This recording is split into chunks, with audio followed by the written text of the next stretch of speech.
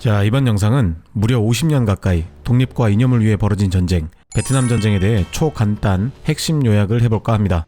베트남이란 땅에서 그렇게 긴 세월 동안 무엇을 위하여 참혹한 전쟁이 벌어졌을까요? 베트남 전쟁은 이 세 가지 전쟁으로 정리가 되겠습니다. 프랑스, 미국, 중국이란 강대국들을 물리쳐낸 베트남, 그 역사의 기록, 프랑스와 베트남 간 벌어진 1차 인도차이나 전쟁부터 살펴보도록 하겠습니다. 베트남 땅에는 베트남의 마지막 왕조, 웅후엔 왕조가 알콩달콩 살아가고 있었습니다. 모든 전쟁이 그렇듯 침략에 의해 평화는 깨지게 되죠. 프랑스가 베트남이 속해 있는 인도차이나 반도를 식민지화시키려고 호시탐탐 베트남을 노리고 있었어요. 프랑스는 카톨릭 선교사를 베트남에 보내며 간을 보고 있었는데 웅후엔 왕조 2대 황제였던 민망이 배회 정책을 펼치며 카톨릭 선교를 금한 곳도 모자라 선교사를 처형하기 일입니다. 프랑스는 이를 명분으로 베트남을 쳐들어오게 되죠. 이렇게 식민지 지배는 시작되고 수탈과 탄압을 가하던 프랑스는 세계 2차 대전으로 인해 본국이 독일에 점령되면서 자국 방어를 위해 인도차이나에 있던 프랑스 군대를 본국에 송환합니다. 어라? 저 땅 비었네? 이 틈을 타 일본군이 슥 베트남 땅에 들어옵니다. 베트남의 영웅 호찌민의 항쟁에 고전하던 일본은 얼마 못 가 1945년 8월 15일 항복과 함께 베트남을 떠나게 되고 연합국의 전후 처리에 따라 베트남은 북위 16도선을 경계로 북쪽 지역은 중국의 장제스가 이끄는 국민당 혁명군이, 남쪽은 영국군이 점령을 하게 됩니다. 그런데 장제스의 국민당 역시 자국 내 마오쩌둥의 공산당을 저지하고자 베트남 북부에서 철수해버립니다. 본진이 털리는데 멀티는 버려야지. 자, 이 틈을 타 베트민의 국민당 혁명군이 하노이를 점령하고 1945년 9월 2일 베트남 민주공화국 수립을 선포합니다. 돌아가는 걸 프랑스가 가만히 보고 있자니 베트남이 독립하는 꼴은 못 보겠는 거죠. 다시 점령하러 가자. 이렇게 1946년부터 1954년까지 프랑스 베트남 간 9년에 걸친 제1차 인도차이나 전쟁이 벌어지게 되었던 것입니다. 한국에 이순신 장군님이 계셨다면 베트남엔 보옹우엔잡 장군이 있는데요. 이 장군은 전면전에 승산이 없음을 진작에 깨닫고 산악지역을 활용해 게릴라전에 전념합니다. 중국에선 결국 장제스를 이겨낸 마오쩌둥이 베트민에게 무기를 지원하고 이에 질소냐 미국은 프랑스에 전쟁 물자를 지원합니다. 길고도 길었던 이 전쟁은 1954년 3월 13일부터 5월 7일까지 이어진 디엔비엔푸 전투에서 결판이 나게 되는데요. 프랑스는 적에 대한 괄시, 작전 실패, 일원화되지 않은 지휘체계 등의 문제로 이 전투에서 4,000명이 전사, 6,300여 명이 포로로 잡히게 되며 참패를 당하게 됩니다. 이로 인해 1954년 7월 제네바에서 프랑스 베트남 휴전협정이 체결되게 됩니다. 협정으로 인해 북위 17도선을 경계로 베트남은 프랑스의 남베트남, 베트민의 북베트남으로 분단이 되었고 2년 내에 남북 통합 선거를 실시한다는 합의를 하게 됩니다. 물론 이 합의는 지켜지지 않죠. 우리가 일반적으로 베트남 전쟁하면 제2차 인도차이나 전쟁을 의미합니다. 우리나라가 비둘기, 맹호, 백마, 청룡부대 등을 파병한 전쟁이 바로 이 2차 인도차이나 전쟁이고요. 월남에서 돌아온 김상사, 영화 플래툰, 람보, 님은 먼 곳에 등등 미디어를 통해 접한 베트남 전쟁의 모습은 이 2차 인도차이나 전쟁입니다. 남북 베트남 내전임과 동시에 냉전시대 자본주의와 공산주의의 이념전쟁 양상을 띄었고 국제전으로 치러지게 됩니다.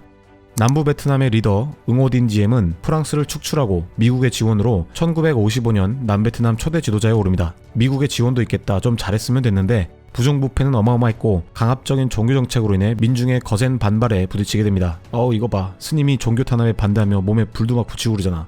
내부적으로 취약해진 남베트남은 북베트남의 공세를 막아낼 수가 없었어요. 이 판국에 베트남의 공산화를 원하지 않던 미국의 린든 B 존슨 대통령 권한대행은 1만 명이 넘는 병력을 남베트남에 배치하게 됩니다. 그러던 와중 1964년 8월 2일 그 유명한 통킹만 사건이 터지게 되죠. 간단히 말해 북베트남의 해군 어뢰정 3척이 통킹만 해상에서 미국 구축함을 공격한 사건입니다. 그리고 미국은 2일 후에 2차 공격을 당하게 되는데요. 자, 명분 생겼죠? 1964년 8월 7일 미국은 보복을 명분으로 북베트남에 선전포고도 없이 대대적인 폭격을 가합니다. 베트남은 솔직히 1차 공격은 실수로 쏘았다고 인정을 했는데 2차 공격은 전쟁의 명분을 만들기 위한 미국의 조작이란 설이 무게를 얻고 있는데요. 아무튼 이로써 미국 베트남 사이에 제2차 인도차이나 전쟁이 발발하게 됩니다. 미국은 1968년까지 북베트남에 100만 톤에 이르는 폭탄을 퍼부었고 약 55만 명에 가까운 병력을 파병하였으며 한국, 호주, 뉴질랜드, 태국, 필리핀 등지에서 파병한 군대들과 함께 연합군을 결성하여 살벌하게 북베트남을 몰아붙였습니다.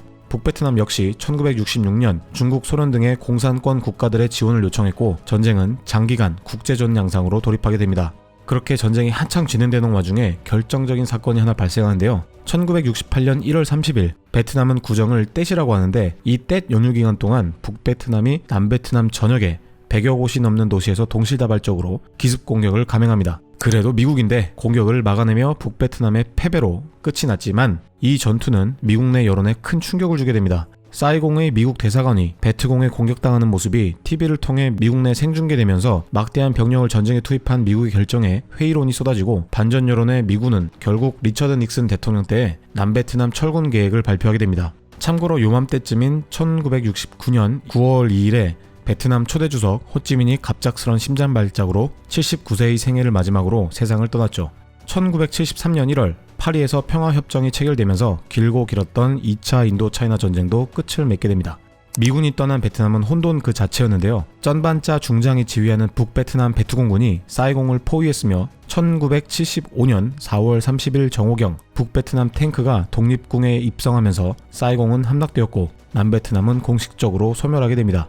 1976년 베트남 민주공화국과 남베트남 공화국은 공식적으로 통일의 합의 베트남 사회주의 공화국이 건국되었고 이후 사이공이란 명칭은 호찌민을 기념하기 위해 호찌민시로 변경되었습니다. 베트남이 완전한 독립을 이루고 통일국가로 재탄생하였지만 그 대가는 혹독했습니다. 이 전쟁으로 인해 민간인을 포함한 베트남인 150만 명이 사망했고 미군은 사망자 6만여 명, 대한민국에서 참전한 군인도 5천여 명이 사망한 것으로 알려지고 있습니다. 세계 2차 대전에 쓰인 폭탄량의 2배가 넘는 폭탄수가 베트남 땅에 떨어져 국토는 피폐화됐고 고엽제로 인한 베트남 국민들의 장애와 고통은 지금도 계속되고 있습니다. 일본, 프랑스, 미국까지 무찌른 베트남이었지만 베트남의 평화가 오기까지는 더 많은 시간이 필요했습니다. 베트남 옆에 위치한 캄보디아 18세기 베트남의 남진 정책에 의해 영토를 빼앗겼던 캄보디아는 베트남과의 사이가 좋지 않았는데요. 폴포트가 이끄는 쿠메르루즈는 북베트남이 사이공을 함락한 2일 뒤에 베트남의 혼란을 틈타 푸꾸옥을 기습해 점령해버립니다. 연이어 쩌우독, 떠이닌 등을 공격하면서 1000명 이상의 베트남 민간인 학살을 자행하죠. 화가 난 베트남군은 15만 병력, 야포 전투기까지 동원하며 1979년 1월 7일 캄보디아 프롬펜을 접수하며 폴포트 정권을 물리쳐냅니다. 여기서 끝났으면 좋았을 텐데 또 외세가 개입을 하는데요. 중국과 소련은 서로가 공산당 정통임을 주장하며 힘겨루기를 하고 있던 찰나 소련 라인인 베트남이 캄보디아를 점령하자 중국이 또 이걸 두고 못 보겠는 거지. 1979년 2월 17일 중국 인민해방군 20만 명과 탱크 200대, 항공기 170대를 동원하여 베트남 북부를 치고 들어옵니다. 중국은 항상 속국으로 여기던 베트남을 당연히 이기겠거니 생각하고 들어왔지만 아니 이게 웬걸? 길고 긴 전쟁을 끝낸 베트남은 전쟁 베테랑들이었고 여자 민병대, 게릴라 부대, 미국이 남기고 간 첨단 무기 등을 이용하여 중국을 막아냅니다. 소련은 자신의 라인인 베트남이 중국에 공격을 당하자 중국에게 너희들 한번 해보자는 거야? 하면서 엄포를 놓으니까 베트남에서 재미를 못 본 중국은 전투를 포기하고 베트남 국경을 넘은 지 한 달여 만에 군대를 철수시키게 됩니다. 이후 크고 작은 국지전은 무려 1992년까지 이어졌으며 공식적인 캄보디아 내전이 종료됨에 따라 제3차 인도차이나 전쟁도 끝이 나게 됩니다. 베트남 전쟁을 최대한 간략하게 요약해보았는데요. 베트남이란 나라를 이해하시는데 조금은 도움이 되었으면 합니다.